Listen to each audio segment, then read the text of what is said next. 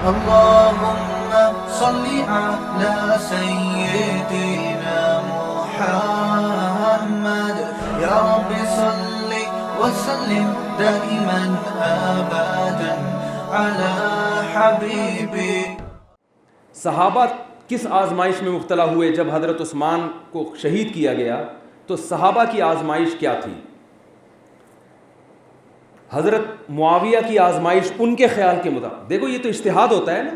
حضرت معاویہ کی آزمائش یہ تھی کہ حضرت عثمان کے قاتلوں سے قصاص لیا جائے، اس کے لیے حکومت پہ دباؤ ڈالے. حضرت معاویہ یہ سمجھ رہے تھے کہ میری آزمائش کیا ہے کہ میں داماد رسول کے داماد ہونے کو نہ دیکھوں، میں علی کے عشرہ مبشرہ ہونے کو نہ دیکھوں، میں یہ دیکھوں کہ میں ایک گورنر ہوں، میرے ہاتھ میں پاور ہے، تو میں حضرت عثمان رضی اللہ تعالیٰ عنہ کے قاتلوں کا قصاص دلوا سکتا ہوں حضرت علی پہ دباؤ ڈال کے. اگر میں اس میں اقربا پروری کا یا حضرت علی کی فضیلت کی بیس پہ اس کا میں شکار ہو گیا تو شاید اللہ قیامت کے دن مجھ سے سوال کرے. 3 رائے تھی صحابہ کرام کی. حضرت علی کی رائے کیا تھی؟ جو ان کے ساتھیوں نے بتایا، جنگ جمل میں امی عائشہ رضی اللہ تعالی عنہا حضرت معاویہ کے ساتھ تھی. اس میں تو انہوں نے کیا تقریر کی کہ ہم جانتے ہیں کہ تمہارے ساتھ پیغمبر صلی اللہ علیہ وسلم کی زوجہ ہیں، اور ہم یہ بخاری کی حدیث ہے، ہم یہ بھی جانتے ہیں کہ جیسے یہ نبی کی دنیا میں زوجہ تھی آخرت میں بھی زوجہ، اگرچہ ہمارے مخالفت میں کھڑی ہوئی ہیں لیکن اس فضیلت کو ہم ابھی بھی تسلیم کرتے ہیں.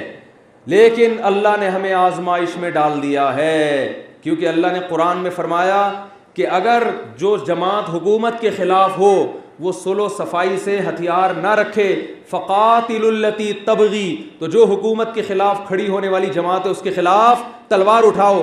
اب ہم آزمائش میں ہیں کہ ایک طرف پیغمبر کی زوجہ اور ایک طرف اللہ کا حکم. تو یہ آزمائش کس کی تھی؟ جو صحابہ حضرت علی کے ساتھ تھے وہ سمجھتے تھے کہ حضرت علی کا ساتھ دیے بغیر اس آزمائش میں ہم پورے نہیں اتریں گے. اور ایک تیسرا فریق بھی تھا صحابہ کرام کا. حضرت علی ایک صحابی کے پاس گئے کہ آپ میرے ساتھ چلیں اور جو کچھ ہو رہا ہے اس میں آپ ہمارا ساتھ دیں اس لڑائی میں. وہ لکڑی کی تلوار لے کر آئے اور کہا کہ مجھے نبی صلی اللہ علیہ وسلم نے فرمایا تھا کہ قریب فتنوں کا زمانہ آنے والا ہے، یعنی مسلمانوں کی تلواریں آپس میں چلیں گی. تو مجھے نبی نے فرمایا تھا کہ ان دنوں اگر تم یہ کر سکے کہ اپنی تلوار لکڑی کی بنا لینا تو ایسا کر لینا تاکہ لڑنے کے قابل نہ رہو. تو میں لکڑی کی تلوار بنا لی ہے، میں لڑائی کے قابل، میں کسی طرف نہیں لڑ سکتا، دونوں طرف مسلمان ہیں. ہماری رائے یہ ہے کہ جس نے جو سمجھا، جس کو حق پہ سمجھا وہ اس پہ ڈٹ گیا. ورنہ اصولی طور پر جن صحابی نے لکڑی کی تلوار بنائی تھی ان پر امیر المومنین کے حکم کو ماننا واجب تھا یا نہیں تھا؟ کیا خیال ہے بھائی؟ جب خلیفہ حکم دے رہے ہیں تو واجب تھا نا. لیکن وہ یہ سمجھتے تھے کہ نہیں، یہ وہ آزمائش کا دور ہے جس میں نبی نے مجھے کیا حکم دیا؟ لڑائی سے منع. تو یہ وہی دور ہے. تینوں کی رائے میں تضاد تھا. اہل سنت والجماعت جو قرآن کو مانتے ہیں کہ والذین معہ اشداء علی الکفار رحماء بینہم تراہم رکعا سجدا یبتغون فضلا من اللہ ورضوانا سیماہم فی وجوہہم من اثر السجود، جو ان فضائل کو مانتے ہیں کہ صحابہ کی رکوع اور سجدے کی اللہ اخلاص کی گواہیاں دے رہا ہے، وہ یہ کہتے ہیں کہ یہ تینوں فریق برحق تھے اور تینوں نے جس کو حق پہ سمجھا وہ اس پہ ڈٹ گیا، ایک دوسرے کا احترام کرتے ہوئے، ایک دوسرے کے حق کو پہچانتے ہوئے.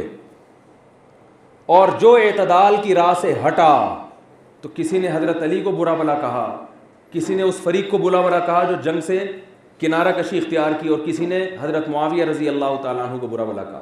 یہ تینوں فریق، یہ فریق جو ہماری نظر میں تینوں کو برا کہتا ہے، چاہے اس طرف چاہے اس طرف چاہے اس طرف، یہ ہماری نظر میں اس آزمائش میں ناکام ہو گیا جس آزمائش میں اللہ نے ہمیں ڈالا ہے. تو 3 طرح کی آزمائشیں تھیں، ایک طرف حضرت علی، دوسری طرف کچھ نیوٹرل لوگ، تیسری طرف حضرت معاویہ، اور ایک ہم ہیں کہ اللہ ہمیں آزمائش میں ڈال کے یہ دیکھنا چاہ رہا ہے کہ کہ اس لڑائی میں تمہارا کیا تبصرہ ہے, کیا اس کے باوجود تم میری آیات پر یقین کر کے ان تینوں فریق کا احترام کرتے ہو کہ یہ نبی کے ساتھی تھے, انہوں نے جنگوں میں نبی کا ساتھ دیا, انہوں نے ہر موقع پہ رسول اللہ صلی اللہ علیہ وسلم کا ساتھ دیا.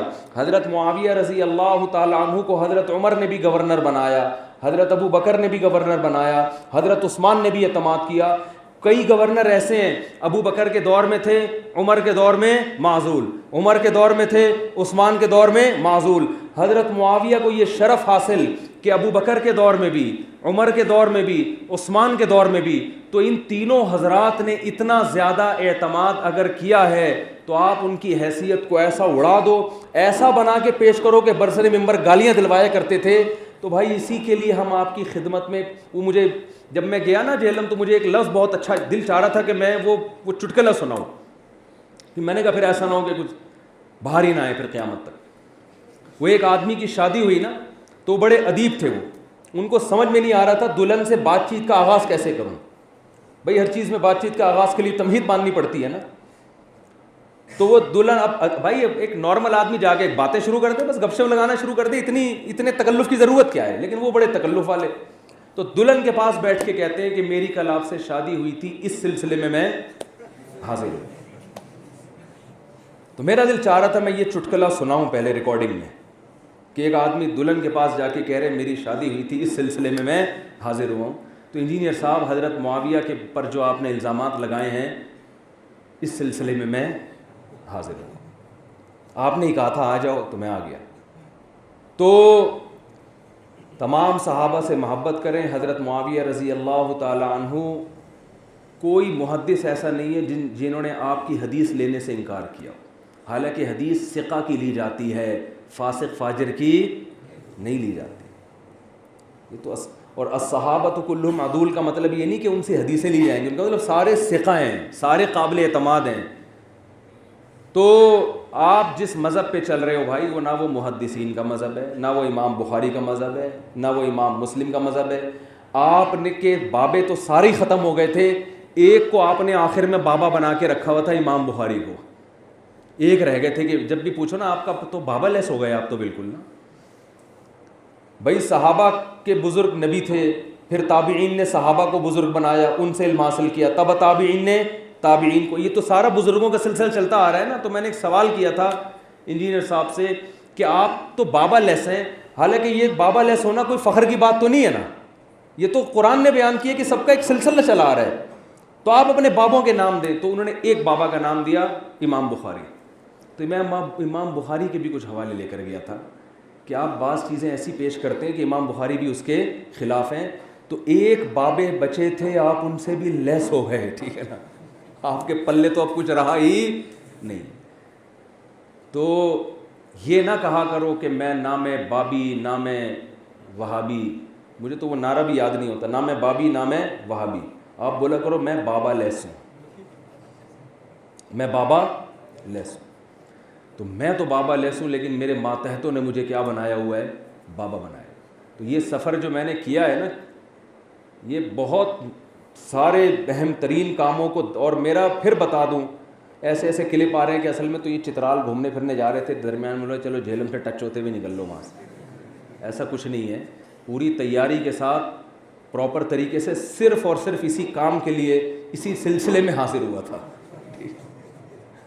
دولہا جب دلہن کے پاس جاتا ہے تو کیا کہیں سے گزرتا ہوا, کیا خیال ہے, ایسا ہوتا ہے کہ وہ کسی سلسلے میں جا رہا ہو, چلو یار دلہن کے کمرے سے بھی ٹچ ہوتے ہوئے چلے جاتا ہے, ایسا نہیں ہوتا, بلکہ وہ دلہن کو جا کے کہتا ہے میری آپ سے شادی ہوئی تھی, اس سلسلے میں حاضر ہوں. تو انجینئر کے جو فینس اس طرح کے, جی, تو وہ جو انجینئر کے جو فینس بتا رہے ہیں نا کہ یہ اصل میں چترال جا رہے تھے تفریح کرنے کے لیے, تو انہوں نے کہا چلو ایک بھڑکی مارتے ہوئے, ایسا نہیں ہے, میں صرف اور صرف اس سلسلے میں آپ کے پاس حاضر ہوا تھا.